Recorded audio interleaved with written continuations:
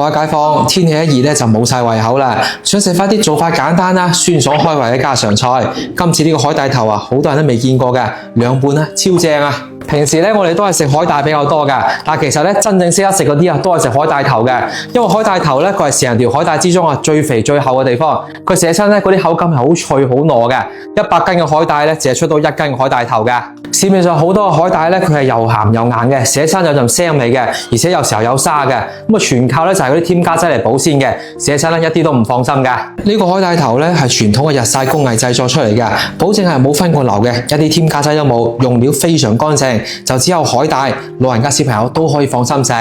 我哋食嘅時候咧，拿一紮仔啊，用溫水咧浸翻個半個鐘，你可以發到一大碗出嚟㗎啦，泡發率非常之高。一斤嘅乾海帶頭咧可以浸到9斤出嚟㗎啦，浸好之後咧，條條啊每一片都好飽滿，非常之厚身嘅。水入邊加翻1羹白醋，海帶頭落鑊之後咧，飛水佢，灼佢5分鐘，拿翻出嚟備用。碗入邊加多少少生抽、陳醋、白糖，再加翻啲蒜蓉、小米辣同埋芫茜。最後滴翻幾滴麻油、芝麻油，攪勻之後咧，淋喺啲海帶頭上邊，浸翻個20分鐘咧，非常之入味㗎啦。